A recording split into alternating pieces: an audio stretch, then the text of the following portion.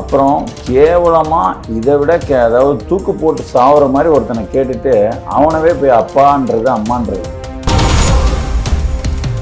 அந்த கல்குவாரியை நாங்கள் நடத்தத்தான் செய்வோம்ப்பா, அதுலேருந்து எங்களுக்கு பணம் வந்துட்டுருக்கு அப்படின்னு சொல்கிற ஒரு முதல்வர் கட்சி உங்கள் சொந்த கட்சி.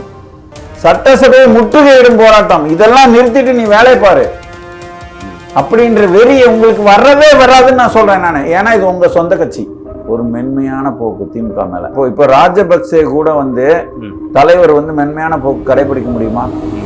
சிங்கள பேரினவாதம் அப்படின்னு சொல்றாரு, வார்த்தைக்கு வார்த்தை. இன்னைக்கு வரைக்கும் தெலுங்கு ஆதிக்கவாதம் அப்படின்னு இவர் வாயில வந்திருக்குதா? இப்ப பரந்தூர் விமான நிலையத்தை நான் என்ன மீறி நடக்குமா அப்படின்னாரு. 1000 ஏக்கர் எடுத்துட்டான். அதிகாரம் இல்லை. அப்ப அதிகாரம் இல்லைன்னா என்ன மீறி நடக்குமான்ற வாய் பேசக்கூடாதுங்க. இப்போ வேல்முருகன் அவர்கள் நான் பார்த்த வரைக்கும் அவர்கள் வீட்டில் கூட தெலுங்கு பேசல அப்படின்ற ஒரு பேட்டியை வைரல் ஆகுது. ஒரு ஆள் தெலுங்கர் அல்லாத ஒருத்தர் உள்ள போயிட்டா வரணும்னா உடனே என்ன பண்ணிடுவாங்க, நிறுத்திட்டு அந்த வர்ற நபர் மொழி என்னவோ அந்த மொழியில அதுதானே பேசுவாங்க. இது கூட உங்களுக்கு தெரியாதா? சீமான் வேல்முருகன் சொன்னாராம், திமுகவோட கட்சி ஆரம்பிச்சு திமுகவோட கூட்டணி வச்சுக்கோ. இது ஒரு கேள்வியா? போய் திமுகவில் போய் சேர்ந்துக்க, எங்கூட சேர்ந்துக்க அப்படின்னு சொல்றதுக்கு பதிலாக இப்படி கிண்டலா கூட இப்படி சொல்லியிருக்கலாம்ல. இவர் சொல்லித்தான் நான் அங்க திமுகல கூட்டணிக்கு போனேன் அப்படின்னு வேல்முருகன் சொல்றாரு. வேல்முருகன் சொன்ன ஸ்டேட்மெண்ட். அப்போ சவுக்கு சங்கரோட கூட இருக்க அந்த பொண்ணு இல்ல, அந்த பொண்ணுக்கு போன போட்டு பேசுறாருங்க சீமானு. என்னம்மா இப்படி பேசிட்டு இருக்காப்புல சவுக்கு சங்கர், வேல்முருகனுக்கு போன போட்டு என்னம்மா இப்படி பேசிட்டு இருக்காரு, இந்த நீ கட்சியில சேர்த்துட்டு என்னை பத்தி தாறுமாறா பேசிட்டு இருக்காப்புல அப்படின்னு சொன்னா அவர் இனிமேல் நான் பாத்துக்கிறேன் அப்படின்னு தானே சொல்லுவாரு. இவரும் கேட்க மாட்டாராம். என்ன அவரும் போய் அடிச்சு நொறுக்கு அப்படின்ற அவர் விட்டுருவாராம். ஸ்டாலின்கிட்ட சொல்லிட்டாரு. ஸ்டாலின் இப்போ போன் போடுறாரு, நீங்கெல்லாம் என்னை கூப்பிட்டது பெருமையா இருக்கு. என்ன உங்களுக்கு அந்த குடும்பத்து மேலையும் அந்த திமுக கட்சி மேலையும் உங்க நிலைப்பாடு, உங்க 2 பேரோட நிலைப்பாடு தான் என்ன?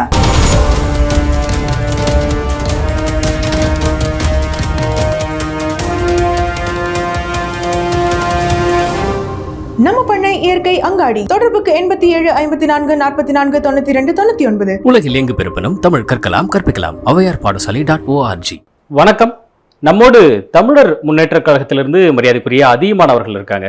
அவரிடம் நடப்பு காலத்துல முக்கியமாக தமிழ் தேசியம் பேசி வருகிற அரசியல் கட்சிகளுடைய நிலைப்பாடுகள், செயல்பாடுகள் குறித்து விரிவாக நம்ம பேச போகிறோம். முக்கியமான ஒரு நேர்காணலா இது இருக்க போகுது. அண்ணே வணக்கம். வணக்கம். வணக்கம். எப்படி இருக்கீங்க? நல்லா இருக்கு. ஓகே, இன்றைக்கு சீமானுடைய நிலைப்பாடு, கொள்கை, செயல்பாடுகள்லாம் எப்படி? இன்னைக்கு வரைக்கும் ஒரு கல்யாண சுந்தரம் அந்த போனதுக்கு இன்ன காரணத்துக்காக தான் போனாரு அப்படின்றதுக்கு ஒரு காரணம் கிடையாது. இந்த ராஜீவ் காந்தி மேலாம் எனக்கு பெரிய மதிப்பு மரியாதை கிடையாது. ஏன்னா அவர் ஈவேரா இல்லைன்னா தமிழனுக்கு இடுப்புல துண்டு நிற்காது, கோவம் இருக்காதுன்னு சொல்ற ஒரு ஆளு ராஜீவ் காந்தி. மற்றவர்களை விட மற்றவர்கள்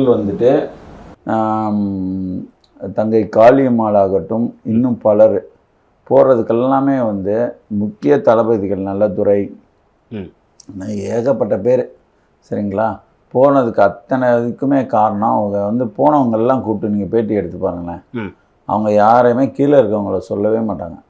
ஒரே டார்கெட் சீமான். நானும் அதுலேருந்து வெளியே வந்தவன் தான். என்ன நானும் சொல்லுவேன், சீமான்ற ஒற்றை மனிதரை தவிர வேறு யாரும் கிடையாது சரிங்களா. சீமானால் ஈர்க்கப்பட்டு தான் போவாங்க.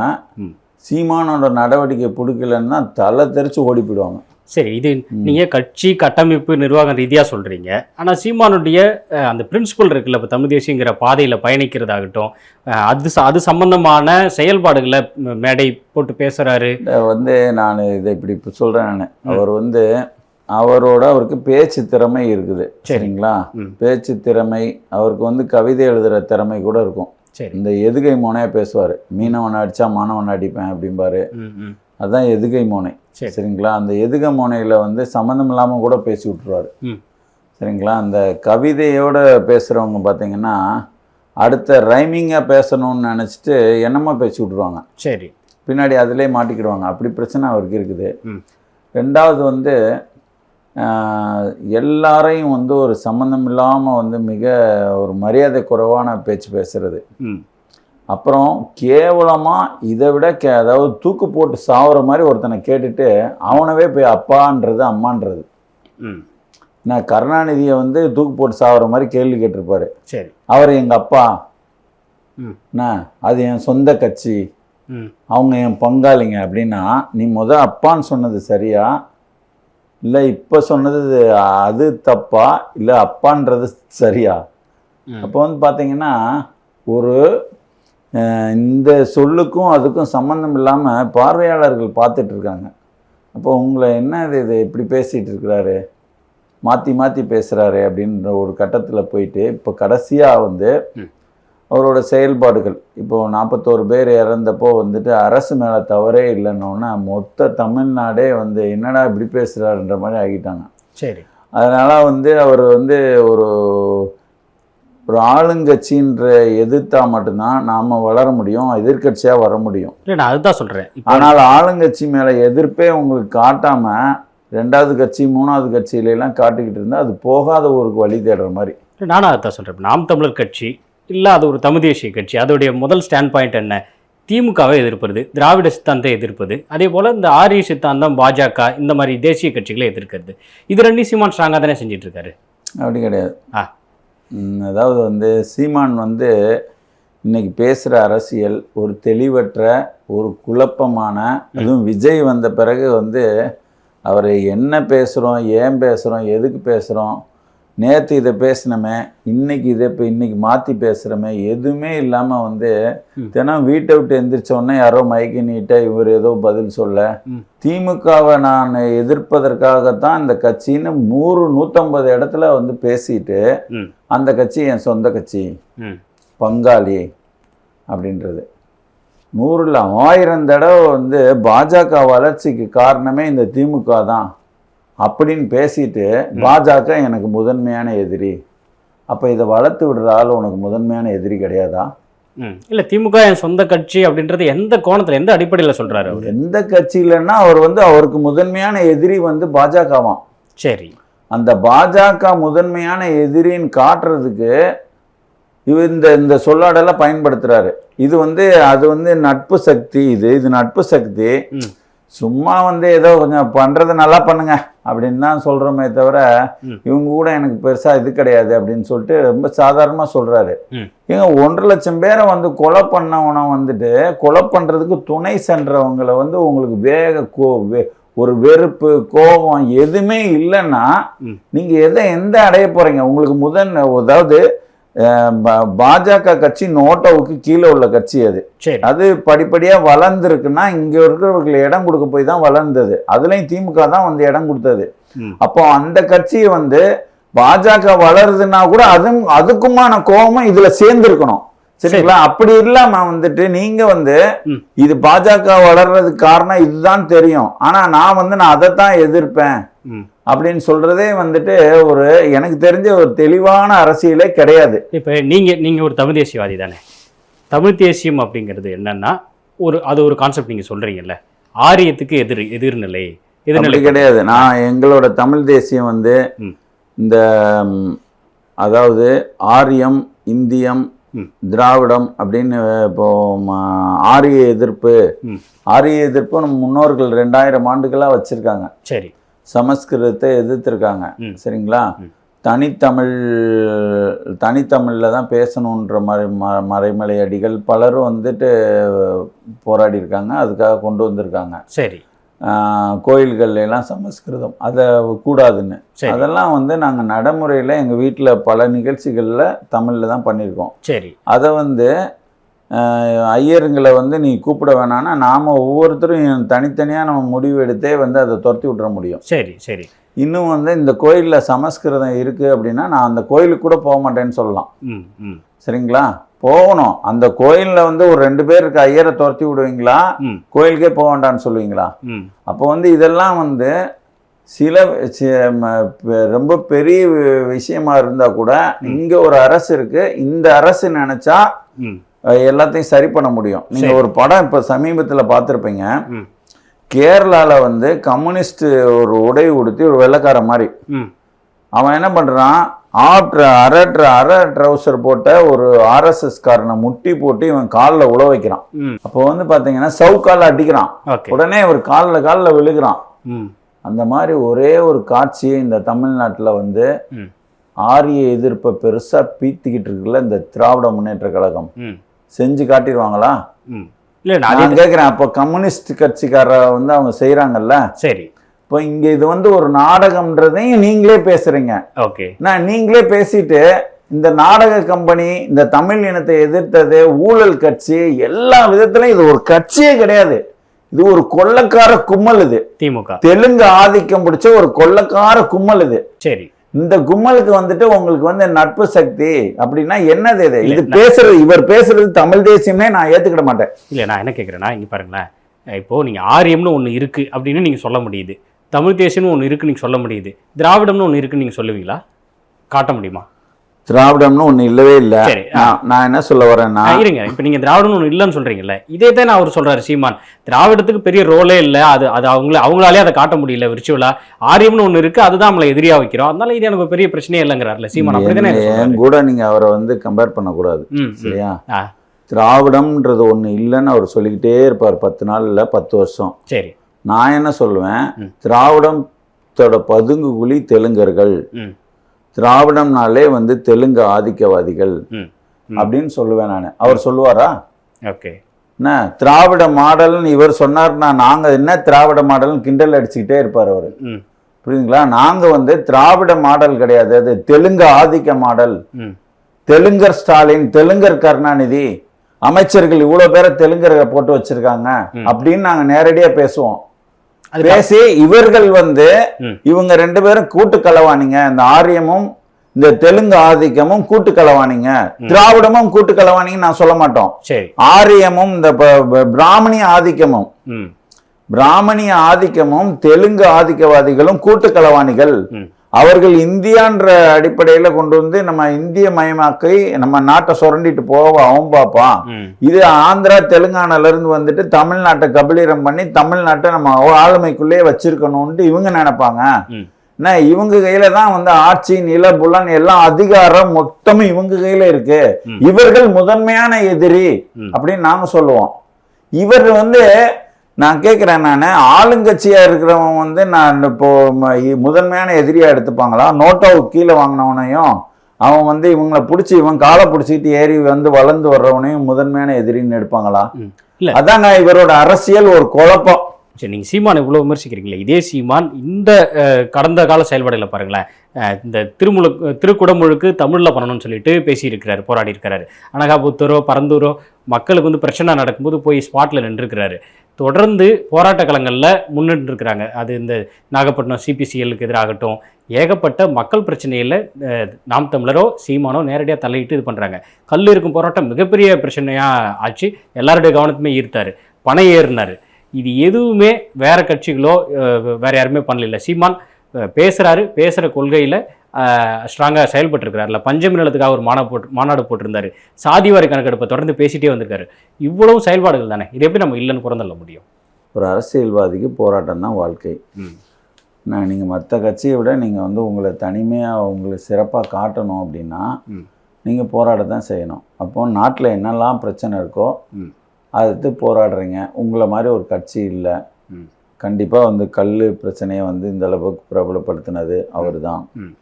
அப்புறம் இன்னைக்கு வந்து ஒரு பனை மரங்களை நிறையா வந்து விதைக்கிறாங்க, அதுவும் அந்த கட்சி தான், சரிங்களா? இவரால் வந்து தமிழ் இனம் ஒரு விழிப்புணர்வு பெற்றிருக்கு. ஒரே வரியில் சொல்கிறேன், இவரால் வந்து தமிழ் இனம் விழிப்புணர்வு பெற்றிருக்கு. ஓகே ஓகே, அதை வந்து நாங்களே ஏற்றுக்கிறோமே. விழிப்புணர்வு பெற்ற தமிழ் இனத்துக்கு நீங்க தான் காரணம், வேற யாரும் கிடையாது. சீமான் தான் காரணம். என்ன ஆனால் வந்து இவர் எப்படி தெரியுமா இருக்கணும், ஒரு பிரச்சனையை எடுக்கிறோம், அந்த பிரச்சனையை வந்து நிரந்தரமாக தீர்க்கிற மாதிரி வந்து ஒவ்வொரு விதத்துலையும் அணுகணும். ஓகே. அது வந்து இங்கே போய் இதை தொட்டுட்டு இது செய்தியானவொன்னு அதை விட்டுட்டு அப்புறம் அங்கே போய் தொட்டுட்டு அது செய்தியானவொன்னு அதை விட்டுட்டு அப்படி வந்து வெளியில் இவர் வந்து மக்களே இப்படி இருக்குது இப்படி இருக்குது இப்படி இருக்குன்னு ஒரு தண்டோரா போட்ட கேஸ் மாதிரி தெரியுது. Okay okay. அது இன்னும் முழுமை பெறணும். அதாவது முழுமை பெறல, அதற்கு முடிவுக்கு கொண்டு வந்தாரா? ஓகே. அது கேள்விங்களா? அந்த கேள்வி இருக்குல்ல.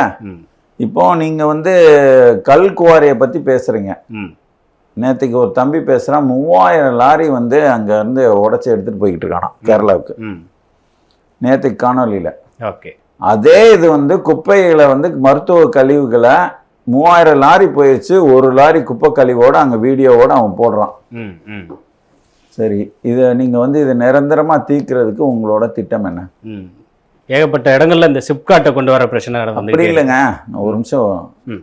கல்குவாரியே வந்துட்டு நான் வந்தேன் போராடினேன், கல்குவாரி இங்க நின்று போச்சு இருக்கா? இல்லை. அப்போ அந்த கல்குவாரியை நாங்க வந்து நடத்தத்தான் செய்வோம்ப்பா, அதுல இருந்து எங்களுக்கு பணம் வந்துட்டு இருக்கு அப்படின்னு சொல்ற ஒரு முதல்வர் உட கட்சி உங்க சொந்த கட்சி. ஏண்டா 1.5 லட்சம் பேரை கொண்டுட்டானுங்க, கல்குவாரியை வந்து நம்ம எவ்வளோ சொன்னாலும் கேட்க மாட்டேங்கிறான்னு இன்னும் கோவம் உங்களுக்கு அதிகமாகி அது மேலே அந்த நெருப்பு மாதிரி உங்களுக்கு வெறுப்பு வரணுமா இல்லையா?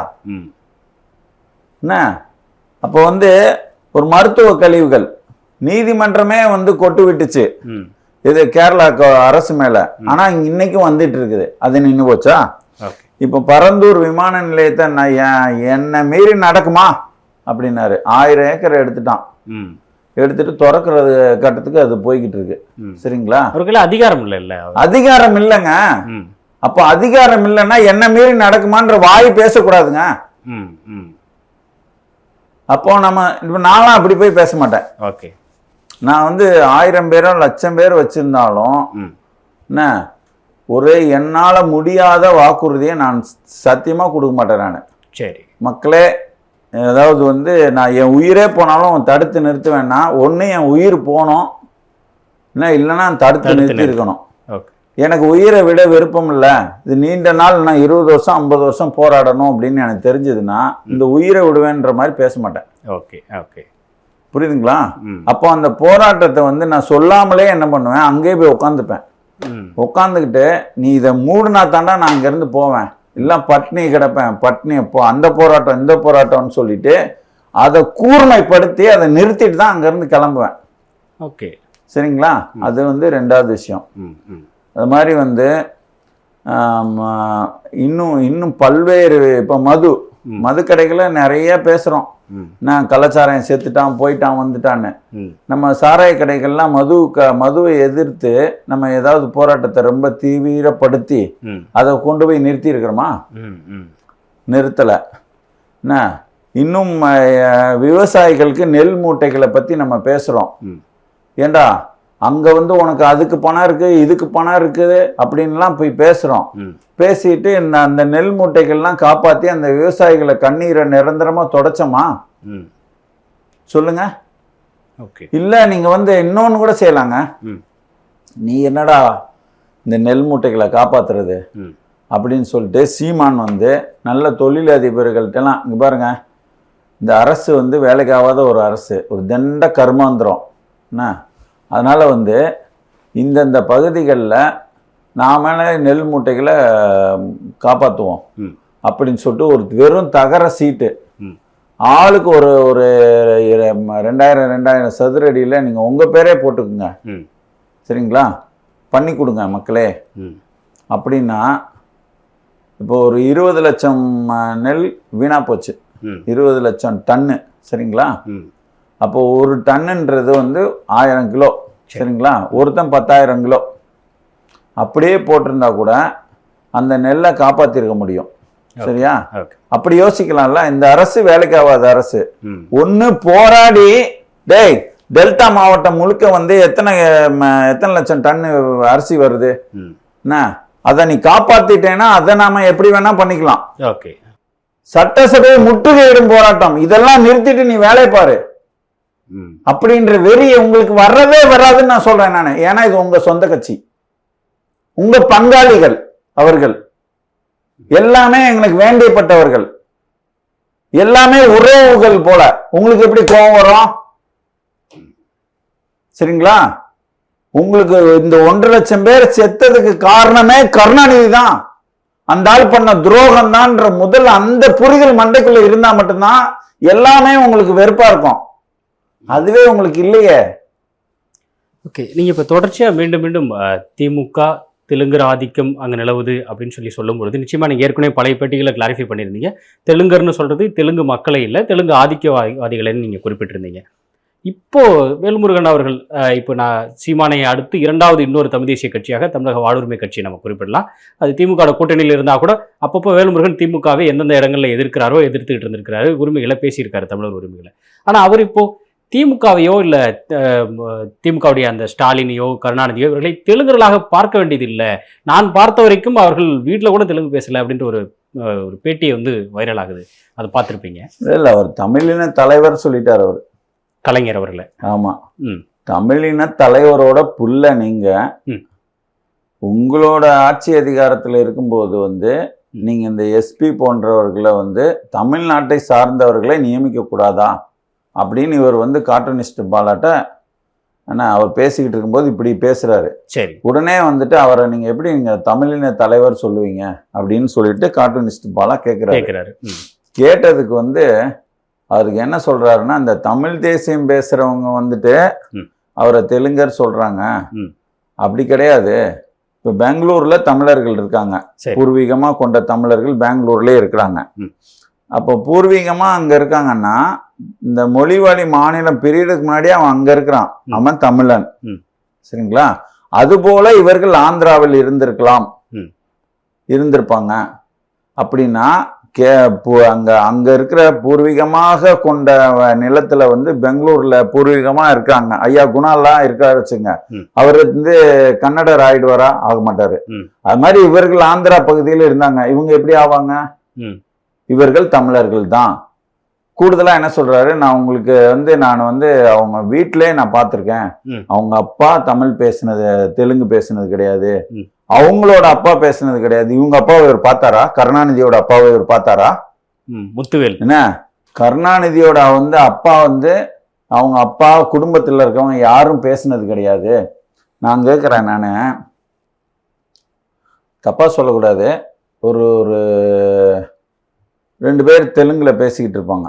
சரி, ஒரு ஆள் தெலுங்கர் அல்லாத ஒருத்தர் உள்ள போயிட்டா வர்றோம்னா உடனே என்ன பண்ணிடுவாங்க, நிறுத்திட்டு அந்த வர்ற நபர் மொழி என்னவோ அந்த மொழியில அதுதானே பேசுவாங்க. இது கூட உங்களுக்கு தெரியாதா? இது கூட நீங்க ஒரே அவர் தெலுங்கர் சொல்லும். ஆனா இப்படி ஒரு தெலுங்கரை போய் தமிழர்னு முட்டு கொடுக்க வேண்டிய தேவை என்ன இருக்குது? அவர் தமிழின தலைவர் 1.5 லட்சம் பேரை படுகொலைக்கு துரோகி அந்த ஆளு கருணாநிதி. அவர் உங்களுக்கு தமிழின தலைவர். ஸ்டாலின் தமிழின தலைவரோட பிள்ளையா? யாரை ஏமாத்த? நான் கேட்கிறேன், அவர் கருணாநிதி தெலுங்கு, அதாவது 2 பேருக்கு நான் பாடம் நடத்தணும்னு நினைக்கிறேன். என்ன தெரியுமா? ஒண்ணு, முதன்மை எதிரி அப்படின்னு சொல்லிட்டு திமுக முதன்மை எதிரி இல்ல, எங்க சொந்த கட்சின்னு சொல்ற சீமான்கிட்ட எப்படி நீங்க இந்த வார்த்தையை சொல்லுவீங்கன்றதுக்கு நான் விவாதம் பண்ணணும், இல்ல நான் கேட்கிற கேள்விக்கு பதில் சொல்லணும். சரி, என்ன, கருணாநிதி தெலுங்கர், அவர் தமிழர் தான் அப்படின்னா எப்படி நீங்க தமிழர்னு சொல்றீங்க அப்படின்னு நான் அடுக்கடுக்கா கேள்வி கேட்பேன். ஸ்டாலின் அதாவது எம்ஜிஆர் மலையாளின்னு சொன்ன உடனே நீங்கள் தமிழரா நிரூபிக்க தயாரான்னு எம்ஜிஆர் கேட்டாரு. 35 வருஷத்துக்கு முன்னாடி. இன்னைக்கு வரைக்கும் பதில் சொல்லல. அப்புறம் சோ சொல்லியிருக்காரு, அவர் வீட்டுல தெலுங்கு தான் பேசுவாருன்னு சொல்லிட்டு. கலைஞர் என்ன, கருணாநிதி. கருணாநிதி வீட்டுல தெலுங்கு தான் பேசுவாரு. சரி, அவரோட பூர்வீகம் ஓங்கோல் பக்கத்துல இருக்கிற செருகொம்பு பாளையம் மணவாடு அப்படின்னு சொல்லிட்டு அங்க இருக்கிற ஆந்திராவில் இருக்க ஊடகங்கள்லாம் பல ஊடகங்கள் செய்தி போட்டுருச்சு, இவரே எங்க மணவாடு அப்படின்னு சொல்லிட்டு பிறந்தநாள் நினைவு நாள்களை அவங்க இது பண்றாங்க. ஆமா, சரிங்களா? அவங்க பொழைக்கிறதுக்காக அந்த ஊர்ல ஏதோ மேளம் சின்ன மேளம். ஆமா, அந்த மேளம் வாசிக்கிறவங்க பொழைக்கிறதுக்காக அவங்க வந்து சென்னைக்கு போயிட்டாங்க, அங்க இதுக்கு போயிட்டாங்க, திருவாரூர் போயிட்டாங்க, அப்புறம் சென்னைக்கு போயிட்டாங்க அப்படின்னு புட்டு வைக்கிறாங்க. சரியா? அப்புறம் வந்து என்னோட பூர்வீக ஊருக்கு ஒரு தடவை பாக்குறதுக்கு கருணாநிதியே வந்தாரு, அந்த ஊருக்கு செருக்கொம்பு பாளையத்துக்கு வந்தாரு. இப்போ ஒருத்தர் வந்து தமிழரா தெலுங்குறான்னே விட்டுருவோம். நான் கேக்குறேன், KN நேரு, KKSR ராமச்சந்திரன், ஏவா வேலு, அந்த இவரு சேகர் பாபு, பச்சை தெலுங்கு ஆதிக்கவாதிகளா போட்டு முக்கியமான பதவிகள்லாம் கொடுத்து வச்சிருக்காங்கன்னு, இப்ப கூட வந்து உங்களுக்கு வந்து ஏன்டா இப்படி பண்றாங்கன்ற அறிவு வேலை செய்யாதா? இல்ல, இப்போ நீங்க தமிழ்நாடு ஏன்னா தமிழ்நாட்டுல வந்து இங்க வந்து ஒரு 5.7 விழுக்காடு இருக்க தெலுங்கர்களுக்கு 8 அமைச்சர்கள் கொடுத்து வச்சிருக்காங்களே, முழுக்க தெலுங்கு ஆதிக்க வேலையா நடக்குது. எல்லாத்தையும் விட்டுருங்க. குகேஷ்க்கு வந்து சதுரங்க போட்டியில வென்ற குகேஷ்க்கு 5 கோடி, கண்ணகி கார்த்திகாவுக்கு வந்து வெறும் 25 லட்சம், பிச்சை காசு மாதிரி. 5 கோடி எங்க, 25 லட்சம் எங்க? தமிழ்னா வந்து தமிழாவா அந்த அப்படின்ற கேவலப்படுத்துற மாதிரி 25 லட்சத்தை கொடுக்கும் போது அவர் உங்களுக்கு தமிழரா? இல்ல, இது நம்ம அப்படி பார்க்கணுமா? அந்த விளையாட்டு பார்க்கணுமா? உலக அளவுல இந்த விளையாட்டுக்கு என்ன மாதிரி ஒரு முகாந்திரம் இருக்கு, அதன் அடிப்படையில் அந்த இதை கொடுத்து உலக அளவு விளையாட்டுக்கு வந்து ஆந்திரா கொடுக்கட்டும். அவன் ஆந்திராவை சேர்ந்த பையன். சரிங்களா? ஆந்திரா வந்து அரசு கொடுத்துச்சுல்ல, நீங்களும் ஏன் சேர்ந்து கொடுக்கணும்? நீங்க வந்து ஒரு பேருக்கு கொடுங்க, எல்லாரும் கொடுக்கறது போல. தமிழ்னு சொல்லி ஏமாத்தி தமிழனுக்கு ஆப்படிக்கிற வேலையவே வந்து குல தொழிலா பண்ணிக்கிட்டு இருந்த ஒரு கூட்டம் கருணாநிதி கூட்டம். அதை போய் நீங்க தமிழின தலைவர்னு சொல்ல வேண்டியது தேவை உங்களுக்கு என்ன இருக்குது? உங்களுக்கு தேவை இருக்குன்னா நீங்க வந்து அதை எதனா பேசுங்க. நீங்க வந்து ஒரு அரசியல் கட்சி தலைவரா இருந்துகிட்டு இந்த மக்களுக்கு நல்லது செய்ய போறேன், அதை செய்ய போறேன், இது செய்ய போறேன் என்ன அப்படின்னு ஒரு அரசியல் பேசுறீங்கல்ல, இது தப்பு அது தப்புன்னு அந்த இடத்துல இருந்து பேசாதீங்க. வேற ஏதாவது வந்துட்டு கருணாநிதி கட்சியிலேயே கூட போய் சேர்ந்துட்டு நீங்க போய் பேசுங்க. உங்களை யாரும் கேள்வி கேட்க போறது கிடையாது. இது ஒரு தமிழ் தேசியம் அப்படின்ட்டு தயவுசெய்து பேசாதீங்க. இன்றைக்கும் நிறைய நீங்க ஒரு 70கள் காலகட்டத்துக்கு பிறகு நிறைய பேர் முனைவர்கள், கல்லூரி பேராசிரியர்கள் படிச்சவங்க எல்லாருமே ஒரு முதல்வர்கிட்ட இருந்து தமிழ் ரீதியா இன்ஸ்பயர் ஆனாங்கன்னா அது கலைஞரை சொல்றாங்க. கருணாநிதி அவர்களுடைய எழுத்து, பேச்சு, செயல்பாடு இதெல்லாம் தமிழை வந்து செம்மொழி அப்படின்னு சொல்றாங்கன்னா இங்க பாருங்க, தமிழ செம்மொழின்றதுல கூட ஒரு உள்ளடி நோக்கம் இருக்குது. 2009 ஈழப்படுகொலை முடிஞ்சிருச்சு. கருணாநிதியை மொத்த பேரும் துரோகி, இவன் தாண்டா துரோகி அப்படின்ற மாதிரி வந்து கண்டுபிடிச்சு எல்லாரும் பேசுறாங்க. நம்ம இனத்தை இப்படி வந்து காவு கொடுத்துட்டா அப்படின்னு சொல்லிட்டு. அப்போ வந்து அதுக்கு வந்து ஒரு இது பண்ணணும். அப்போ வந்து 2010 உடனே வந்து செம்மொழி மாநாடு. அந்த செம்மொழி மாநாடு இது 10,000 வருஷம் மொழின்றாங்க. உடனே வந்து அதுக்கு செம்மொழின்னு உடனே பக்கத்துல எனக்கும் கொடுன்னு மலையாளம் தெலுங்கெல்லாம் போய் வாங்கிச்சு. சரி, தன்னோட தாய்மொழியும் இப்ப தெலுங்கு மொழியும் தமிழ் ஆக்கிட்டாரு. இதுல அதுலயும் ஒரு சுயநலம் தான். என்ன, அதாவது வந்து சட்டநாதன் கமிஷன் ஒன்று வச்சு வந்து இவர் வந்து சின்ன மேளன்றத வந்து இசை வேளாளரை மாத்திக்கிட்டாருல்ல, அது போல எல்லாத்துலயும் உள்ளடி வேலை தான் அவர் நடந்திருக்கே தவிர. வந்து 2009 சொல்றீங்க. இப்ப கலைஞர் கதை வசனத்துல பூம்புகார் திரைப்படம் வந்தது, சிலப்பதிகாரம் குறித்து அந்த அவரை பத்தி பேசாதீங்க. ஆமாமா, அந்த எனக்கு வந்து அவர் பிடிக்கவே பிடிக்காது. இந்த கருணாநிதியை பத்தி தயவுசெய்து பேசாதீங்க. அதாவது வந்து அவர் பூம்புகார் எழுதினாரு, அப்புறம் வந்து திருவிளையாடலுக்கு கதாவசனம் எழுதினாரு. அதே ஆள் தான் வந்து வாலிப விருந்து, வான்கோழி, அசிங்கமான கதைகள்லாம் எழுதி விட்டாரு. மகளை வந்து ஒருத்தன் வந்து கட்டிக்கிடுவான் அப்பன், அந்த மாதிரி கதையெல்லாம் அவர் தான் எழுதி விட்டாரு. அதனால அவரை பத்தியே பேசாதீங்க. திமுகவுக்கு பிறகு அதிமுகவுக்கு பிறகு மதிமுக, நான் கூட வந்து நான் இதை சொல்லணும்னு நினைக்கிறேன். நான் வந்து பாமக விட்டு வெளியில வந்தோடனே என்ன செய்யலாம்னு யோசிச்சுட்டு இருந்தேன். என் ரத்தம் தான் வந்துட்டு நீ திமுகவில் போய் திமுக கூட கட்சி ஆரம்பிச்சுட்டு திமுக கூட கூட்டணி வச்சுக்கோ. யாரு ரத்தம்னா? நம்ம சீமான் வந்து வேல்முருகன்ட்ட சொன்னாராம். இது ஒரு கேள்வியா? போய் திமுகவில் போய் சேர்ந்துக்க, எங்கூட வந்து சேர்ந்துக்க அப்படின்னு சொல்றதுக்கு பதிலாக இப்படி கிண்டலா கூட இப்படி சொல்லிருக்கலாம்ல. இல்ல கிண்டலா இல்ல, இது ரொம்ப வந்து சீரியஸா சொன்ன ஸ்டேட்மெண்ட் இது. அதாவது வந்து இவர் சொல்லித்தான் நான் அங்க திமுகல கூட்டணிக்கு போனேன் அப்படின்னு வேல்முருகன் சொல்றாரு. வேல்முருகன் சொன்ன ஸ்டேட்மெண்ட். ஓகே. அப்போ இந்த இடத்துல இந்த இந்த ஆலோசனை கொடுத்தது வந்து ஏன் கொடுத்தாரு? இதுக்கு வந்து பதில் சொல்ல முடியுமா? இப்படி ஒரு ஆலோசனையை நீங்க வந்து வேல்முருகனுக்கு ஏன் கொடுத்தீங்க? சரியா? இப்போ உங்களுக்கு வந்து திமுக மேல சாஃப்ட் கார்னர், சரியா, ஒரு மென்மையான போக்கு திமுக மேல. இப்போ நீங்க மென்மையான போக்கு இருக்கிற வரைக்கும் உங்க கட்சி வந்து பெருசா நீங்க வளர்த்து எடுக்க முடியாது. இல்ல, ஒரு அரசியல் கத்துக்கிற திமுக இந்த பாருங்க, யாராரு கூட மென்மையான போக்கு, இப்ப ராஜபக்சே கூட வந்து தலைவர் வந்து மென்மையான போக்கு கடைபிடிக்க முடியுமா? முடியாது. சிங்கள பேரினவாதம் அப்படின்னு சொல்றாரு, வார்த்தைக்கு வார்த்தை.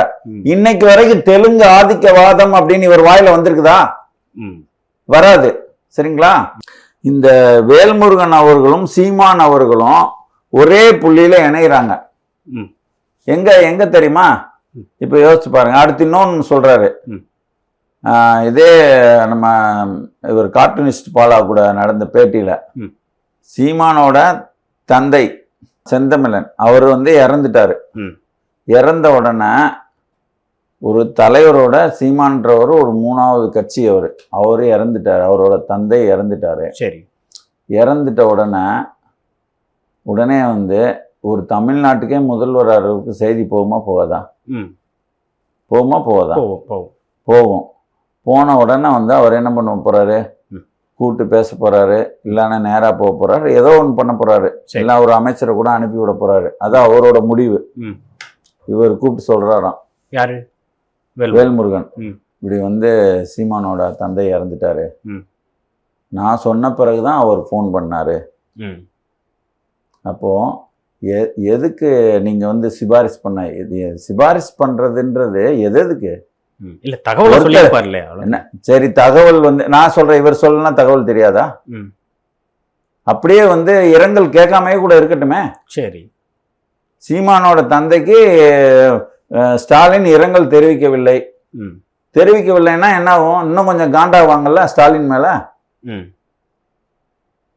என்ன எப்படி தெரிவிக்காம இருக்க முடியும்? சொல்றா, நான் சொன்ன பிறகு அவர் வந்து கூப்பிட்டாரு, பேசினாரு. சரி, இப்போ போன் போட்டாரு அவரு. சரி. ஸ்டாலின் வந்து சீமானுக்கு போன் போட்டாரு. அதாவது வந்து வேல்முருகன் சொல்லி ஸ்டாலின்ட்ட சொல்லிட்டாரு. ஸ்டாலின் இப்போ போன் போடுறாரு. சரி. போட்டு அப்படி அப்பா இறந்ததை கேள்விப்பட்டேன். உடனே அவரு உடனே வந்து சாதாரணமா வந்துட்டு, ஆமாங்க எங்க அப்பா இறந்துட்டாருங்க, ரொம்ப வருத்தமா இருக்கு அப்படின்னு சொல்லிட்டு, நீங்கெல்லாம் என்னை கூப்பிட்டது பெருமையா இருக்கு, பெருமையா இருக்கு, பெருமையா இருக்கு. அப்போ வந்து பாத்தீங்கன்னா என்ன உங்களுக்கு என்ன, உங்களுக்கு அந்த குடும்பத்து மேலையும் அந்த திமுக கட்சி மேலையும் உங்க நிலைப்பாடு, உங்க 2 பேரோட நிலைப்பாடு தான் என்ன? இல்ல, அந்த துக்க வீட்டுல அந்த நேரத்துல ஒரு என்ன என்னன்னா துக்க வீட்டுல இவர் கூப்பிட்டு பேசுறது வந்து இந்த இனத்தை 1.5 லட்சம் பேரை படுகொலை பண்ண துணை போன ஒரு கட்சியோட தலைவரோட புள்ள உங்களுக்கு கூப்பிடுறாரு. அவர் கூப்பிட்டு தான் ஆகணும், அவருக்கு தலையெழுத்து. சரி. அவர் ஒரு தெலுங்கு ஆதிக்கவாதி, ஒரு தெலுங்கரு. இந்த மண்ணை வந்து அபகரிச்சுட்டு அவங்க ஆண்டுகிட்டு இருக்காங்க. சரிங்களா? நீங்க வந்து ஒரு தமிழர், இந்த இனத்துக்காக ஒரு கட்சியை வச்சிருக்கீங்க, நீங்க கூப்பிட்டு தான் ஆகணும். கூப்பிடலாம், அவருக்கு தான் அசிங்கம். சரி. அப்படி இடத்துல வந்து நீங்க கூப்பிட்டு எனக்கு பெருமையா இருக்கு, பெருமையா இருக்குன்னு அழ வேண்டிய தேவை என்ன இருக்குது? இல்ல, இது பர்சனலா நம்ம அரசியலா பார்க்கணுமா? பர்சனல் அரசியல் தான். என்ன இப்ப ராஜபக்சே போன் பண்ணி உங்க அப்பா இறந்துட்டாரு, நீங்க கூப்பிட்டது பெருமையா இருக்குன்னு சொல்ல முடியுமா? என் பார்வையில ராஜபக்சேவும் இந்த கும்பலும் ஒண்ணுதான். எனக்கு 2 பேருமே வேற வேற வச்சு நான் பார்க்க முடியாது. ராஜபக்சே விட இவங்க மேல எனக்கு வெறுப்பு அதிகம். ஏன்னா அந்த போர் வந்துட்டு 39 பேர் எம்பி கிட்ட எல்லாத்துட்டையும் கடிதம் வாங்கி வச்சுட்டு இந்த ஆட்சியை கலைச்சிருக்க முடியும், போரை நிறுத்திருக்க முடியும். சரிங்களா? ஆனா வந்து நாடகம் போட்டு இருக்கிறத ஒண்ணும் இல்லாம, அதாவது மக்கள் கொல்லப்பட்டது ஒரு பக்கம் 1.5 லட்சம் பேரு, போராளிகள் கொல்லப்பட்டது ஒரு பக்கம், அந்த ஒரு 70,000 ஒரு சதுரடி உள்ள நிலப்பரப்பு நம்மகிட்ட இருந்து போயிடுச்சு, ஒரு நாடே போயிடுச்சு. அந்த வெறுப்பும் வேதனையும் உனக்கு வாழ்நாள் முழுக்க இருக்கணுமா வேண்டாமா? அதனால வந்து இவங்கெல்லாம் வந்து இப்ப இவங்க 2 பேருமே பண்ற அரசியல், அவர் போய் தமிழின தலைவர் வார்த்தைக்கு வார்த்தை கருணாநிதியை சொல்றதும், தமிழின தலைவரோட புள்ளையும் அவர் ஸ்டாலின் இவர் சொல்றதும், நீங்க கூப்பிட்டது எனக்கு பெருமையா இருக்கு அப்படின்னு இவர் சொல்றதும், அப்புறம் போயிட்டு வந்து அங்க போய் துக்கம் விசாரிக்க போயிட்டு இப்போ வந்து இருக்கிறதும், அதுக்கு முன்னாடி பேட்டி கொடுத்துருக்கிறதும், அது என் சொந்த கட்சின்னு எல்லாமே வந்து இவங்க 2 பேருமே சரி யார் எதிரின்றதுலயே, அதாவது வந்து அவர் வந்து முழு பூசணிக்காய் சோத்துல மறைக்கிற மாதிரி அவர் தெலுங்கர் இல்லைன்ட்டார் அவரு. இவர் வந்து என் ரத்த உறவு சொந்த கட்சின்ட்டாரு. இவங்க பேசுற அரசியலே வந்து நான் சொல்லுவேன் தமிழ் தேசிய அரசியல் கிடையாது. யாரெல்லாம் வந்து திமுக மேல வெறுப்பு கொண்டிருக்கிறார்களோ, யாரெல்லாம் வந்து ஈவேரா மேல வெறுப்பு கொண்டிருக்கிறார்களோ, அவர்கள் பேசுவது, அவர்களே முதன்மை எதிரியாக கருதுபவர்கள் பேசுவது மட்டும்தான் தமிழ் தேசிய அரசியல். இல்லை, நீங்க இப்படி சொல்றீங்க. வேல்முருகன் கட்சியுமே சீமான் கட்சியுமே அவர்களுமே ஒருத்தருக்கு ஒருத்தர் வந்து போட்டி கட்சியாகவும், கிட்டத்தட்ட கட்சியோட லோகோவும் ஒரே மாதிரி தான் இருக்கு. அப்படி ஒரு காம்படிட்டரா தானே பாக்குறாங்க 2 பேரும். இல்ல, அதெல்லாமே வந்து அதாங்க இவர்கள் வந்து அது கூட வந்து பாத்தீங்கன்னா, அது சொல்றேன் நானு. அதே பேட்டியில அந்த கட்சி நானும் அவரும் ஒரே ரத்தம், எங்களுக்குள்ள ஒரு பிரச்சனை இல்லை. ஆனா நம்ம ஜெகதீஷ் பாண்டியன் அவர் போயிட்டு சவுக்கு சங்கர் மீடியாவில் போயிட்டு சதா இந்த நாம் தமிழர் கட்சி பத்தி கூட கிடையாது, மொத்தத்துலையும் சீமானை தான். சீமானை போயிட்டு இவர் இப்படி பண்ணாரு அப்படி பண்ணாரு, அங்க 150 கோடி பேரம் பேசி திமுக 50 கோடி வாங்கிட்டாரு, இது இல்லைன்னு சொல்லுங்க, இப்படி பல விஷயங்களை எடுத்து பேசுறாரு அவரு. சரி, எடுத்து பேசி இந்த கட்சியை வந்து சுத்தமா வந்து அதாவது இந்த கட்சி இந்த சீமான் வந்து ஒழிச்சு கட்டண்டா அப்படின்ற ஒரு முடிவோட பேசுற ஒரு நபர் எப்படி பேசுவாரு? இப்ப நான் கூட வந்து முகநூல்ல எதிர்க்கிறேன், முகநூல்ல எல்லாம் இது சரியில்லை அது சரியில்லைன்ட்டு சீமானை பத்தி நான் எழுதுறேன். இந்த தம்பிங்க அதுக்கே பொங்குறாங்க. இப்ப நான் போயிட்டு எனக்கு ஜெகதீஷ் பாண்டியனை விட நிறைய விஷயம் தெரியும் எனக்கு. என்ன சீமான் வந்து இப்படி வந்து சின்னதா வந்துட்டு ஒரு சொல்லாருன்னா அதுக்கு பின்னாடி என்ன அர்த்தம்னு எனக்கு சொல்ல முடியும். சசிகலாவை போய் வந்து ஓபிஎஸ் எல்லாரும் வந்து தர்ம யுத்தம் பண்ணும்போது இவர் வந்து ஓபிஎஸ் பக்கம் போய் நின்னாரு. இவர் ஏன் இப்படி நிக்கிறாருன்னு எனக்கு பேச முடியும். சரி, பல விஷயங்கள் எனக்கு பேச முடியும். இந்த சவுக்கு சங்கர் மீடியாவில் போய் நான் உட்காந்து பேச முடியாதா? ஏன் பேசல? ஏன்னு கேட்டீங்கன்னா, எனக்கு அந்த முகநூல் அளவுல வந்து கொஞ்சம் பேருக்கு தெரிவிச்சா போதும், இதை நிறைய பறந்துபட்டு தெரிவிச்சு நம்ம கண்ணை குத்தி நாமளே வேடிக்கை பார்க்குற மாதிரி பார்க்க வேணாம். இந்த முகநூல்ல எழுதுறத வச்சுக்கிட்டு நம்ம கண்ணுன்னா என்ன சொல்றீங்க? தமிழ் தேசிய அரசியல் அந்த சீமான் சரியில்லைன்னா கூட அந்த தம்பிங்களை மேல நான் மதிக்கிறேங்க. அவங்கெல்லாம் வந்து இந்த இனத்துக்காக உண்மையா போராட வந்தவங்க, புரியுதா? அவங்க வந்து இன்னைக்கு அவர் மேல ஒரு மரியாதை வச்சிருக்காங்க.